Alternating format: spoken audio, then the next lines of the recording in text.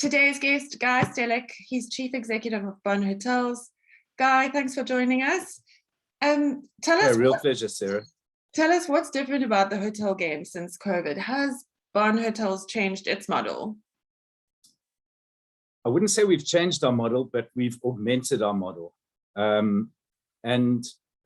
spent quite a bit of time over the last year developing 4 particular models, which is really all about flexibility, Sarah, and can develop from one to the other.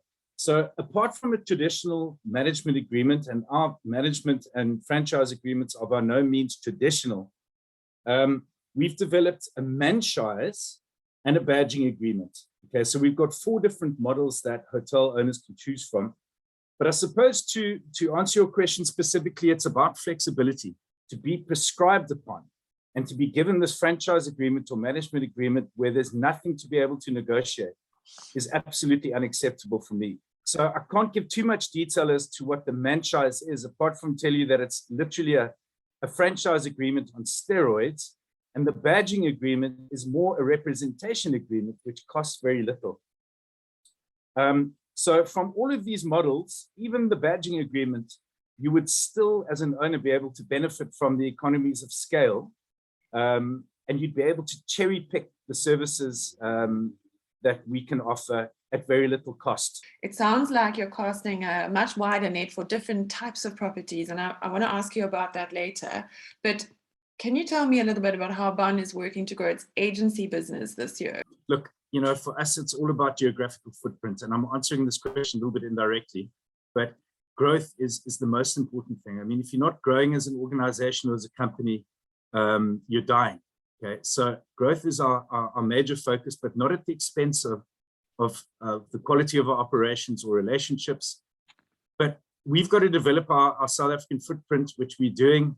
You've seen that we've had 5 hotels join us now in the last 2 months, and many more are going to be announced in the next month and a bit.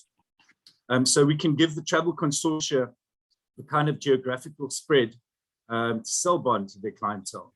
So I'd say that before the appointment of our rock star sales director, Stacey Peterson, our sales up until then, which was about 4 months ago, was focused mostly on the inbound government and conference sectors and the corporates themselves. But this is changing quickly now as we grow our footprint and into pucker corporate hotels who need corporate business booked through the travel trade.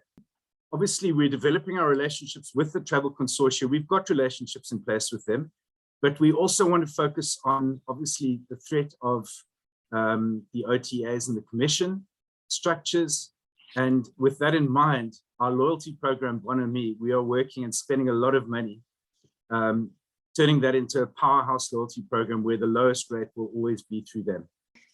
Why expand now on that level when corporate travel and inbound travel are at a bit of a low ebb, or, such a low ebb?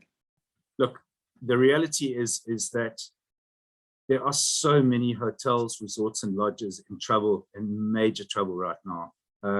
I would hesitate to guess, but I would really believe that around 80% of most hotels, lodges, and resorts in South Africa are trading insolvently right now. They're technically insolvent right now, and therefore they're trading recklessly. And I don't believe we've yet seen the full impact of COVID on these hotels yet, because so many hotel owners are waiting for, they're putting their last vestiges and last cash reserves into the next couple of months, hoping for the upturn, expecting the upturn to be a deluge of international travel, which is obviously not going to happen. We've seen a return, but nothing to warrant, any great shakes. So there's a lot of hotels and resorts in trouble, and humbly, through our experience, having been at Protea hotels and before, we know how to turn around the fortunes of hotels. And although many hotels are salvageable, okay, we can fix them. Unfortunately, the reality is that many of them are not. They're gone. Okay. And we've realized the hard way that some hotels are just not fixable, not salvageable, and perhaps we shouldn't have taken them on in the past. But as we grow now, we can be a little bit more selective about who we want to partner with or who we can partner with.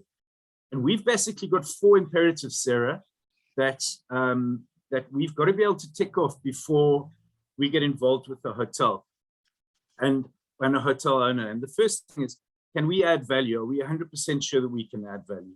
Number 2 is, are we going to be able to work with the hotel owners and develop a decent relationship? Number 3 is, will the hotel owner put the interests of the business first? And number 4 is the geographical location good? And if all 4 of those can be ticked off, then generally we'll enter into an agreement. And if not, we probably shouldn't. But talking about corporate hotels, we believe that corporate hotels work.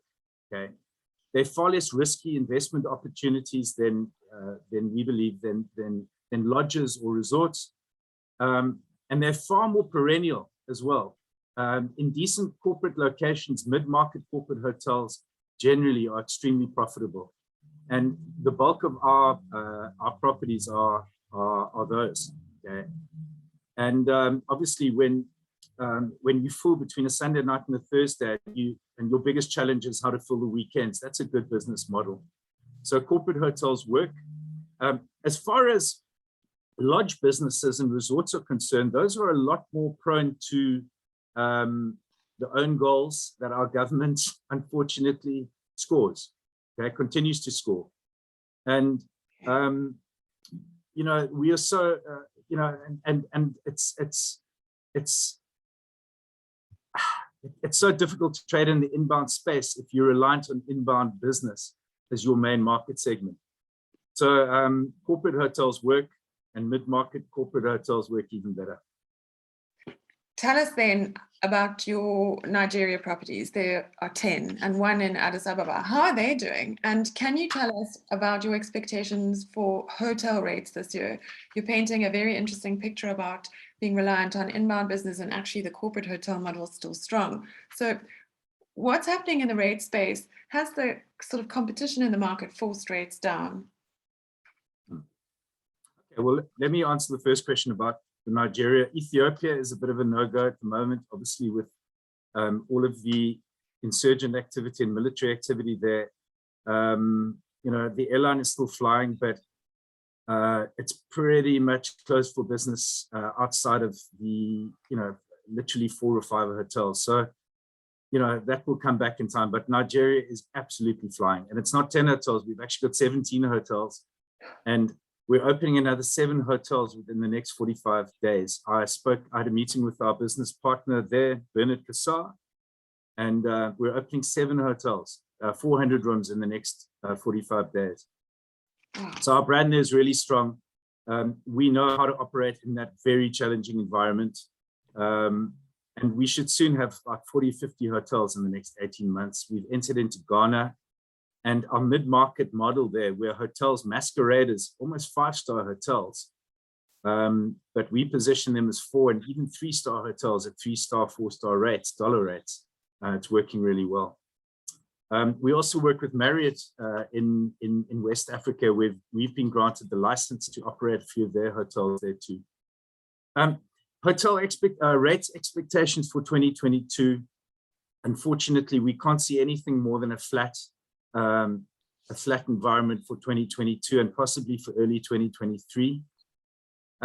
What's obviously naturally happened is that most hotels and resorts, lodges have entered into what I would call the discounting spiral. And unfortunately, that's not an upward spiral, that's a downward spiral. And it's literally impossible to get out of, okay? It's literally impossible to recover to pre-COVID rate structures if you've gone too deep into that spiral. And we understand why people would have done it, just to keep the bums in beds and so on, but there hasn't been enough demand to be able to warrant bringing the rates back up again or anything. So it's very tempting to have been to discount at this stage, but we've tried to hold our rates as far as possible. But having said that, I mean, you know, from an end user perspective, there's never been a better time to travel in this country. There've never been these kind of value adds and deals out there. There probably never will be again. And we believe that these kind of value adds and deals are going to be out there for the remainder of 2022. And then in 2023, we'll start seeing the inbound activity that will start driving us towards a more normalized kind of environment. Okay, so take those opportunities for travel in 2022 while they're here.